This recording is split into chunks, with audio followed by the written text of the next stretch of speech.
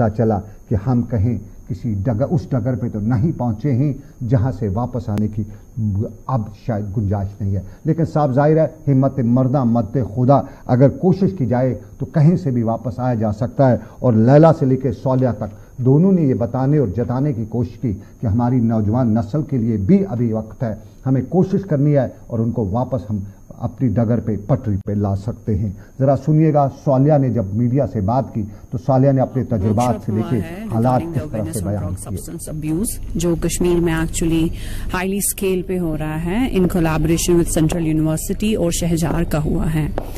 हमारा मोटिव सिर्फ इतना है कि जो भी हमारी यंगर जनरेशन है, जो हमारी यूथ है, दोज हु आर अनअवेयर कि एक्चुअली ड्रग कितनी हाई स्केल पे कश्मीर में इस वक्त चल रहा है या बच्चे इन्वॉल्व हो गए हैं, तो हम हर जगह बोल रहे हैं। अभी तक तो हम ऑफिसेज में काम करते हैं, अंदर करते हैं, हम एक्चुअली उनको ट्रीट करते हैं, हम एक रिहैबिलिटेशन सेंटर चलाते हैं इन ड्रग एडिक्ट्स के लिए। तो लेकिन आई थिंक हम लोगों को ये अवेयर करना बहुत जरूरी है कि अभी जो आप लोगों को लगता है कि ड्रग उतना फैल नहीं रहा है, but 90% of our youth is involved right now. तो इसीलिए हमारा मोटिव ये है इन इदारों में जाने का, यूनिवर्सिटीज में जाने का, कॉलेजेस में जाने का, टू एडुकेट दीज किड्स कि how badly it has affected our youth, our community.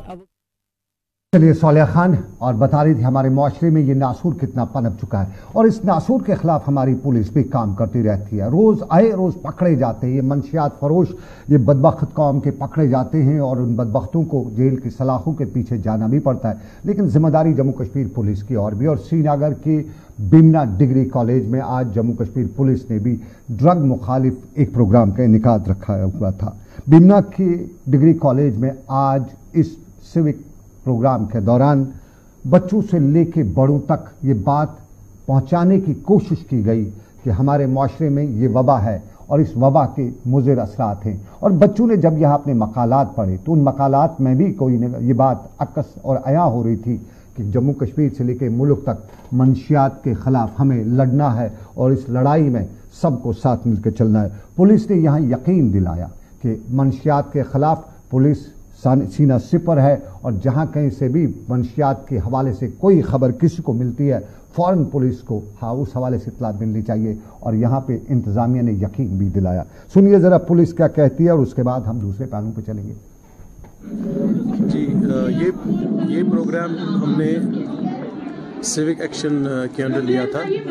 तो ये जो टॉपिक है ड्रग्स, ये इस वक्त बहुत ही बर्निंग और बहुत ही एक जिसमें समाज में आज जितने देख रहे हैं कि ड्रग्स का जो वबा है। जी, श्रीनगर पुलिस ने 2022 में 170 जो है क्रिमिनल्स जो ड्रग पेडलर्स थे उनको अरेस्ट किया है। तो ये एक अच्छी कार्रवाई है और पिछला अगर रिकॉर्ड देखें तो ये सबसे ज़्यादा 2022 में।